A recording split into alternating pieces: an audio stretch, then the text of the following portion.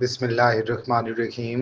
نامور کالم نگار حفیظ اللہ نیازی اپنے ایک کالم میں لکھتے ہیں 5 اگست 2023 عمران خان پابند سلاسل ہوئے تو علیمہ خان نے اٹک جیل اور بعد ازاں اڈیالہ جیل کے باہر جب میڈیا سے انٹریکشن رہا تو بھائی کی ہمدردی اور جیل فکر و فاقہ پر شد و مد سے تلملاتی نظر آئیں۔ علیمہ خان نے ہمیشہ بتایا کہ ہمارا کوئی رول سیاسی نہیں ہے، مگر گاہے گاہے سیاسی رول ہی سامنے آیا۔ سیاسی حکمت عملی میں بھی حصہ ڈالتی رہیں۔ دو رائے نہیں کہ عمران خان نے جہاں پارٹی قیادت کو مفاہمت کا بیانیہ دیا، وہاں فیملی مخاصمت کا بیانیہ پروان چڑھا رہی تھیں۔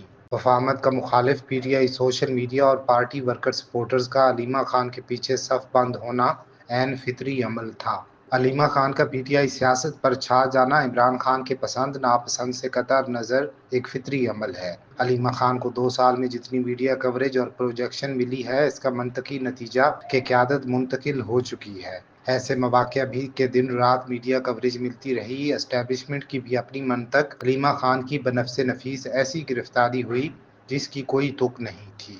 اب بلاجواز اس کے 2 بیٹوں کی گرفتاری ہے۔ علیمہ خان کے حقوق جانشینی اور سیاست مستحکم ہو چکی ہے۔ 2 بیٹوں کی گرفتاری پر P T I social media نے آسمان سر پر اٹھا لیا۔ کسی گرفتاری پر ایسی میڈیا کوریج دیکھنے میں نہ آئی تھی۔ حسان خان کو 10 سال سزا ہوئی، مگر سوشل میڈیا اور تحریک کی سرد مہری دیدنی تھی۔ علیمہ خان نے مجال ہے 2 سال میں حسان خان کا نام لیا ہو۔ اب جب اپنے بیٹوں کی گرفتاری ہوئی تو حسان کا نام ساتھ لینا پڑا۔ مجھے ادارہ کے ایک سینئر افسر نے علیمہ خان کی عمران خان سے گفتگو بتانے کی کوشش کی، جس میں وہ عمران خان کو بتا رہی ہیں کہ حسان خان کو پی ایم ایل این نے بدریہ حفیظ اللہ نیازی پلانٹ کر رکھا ہے۔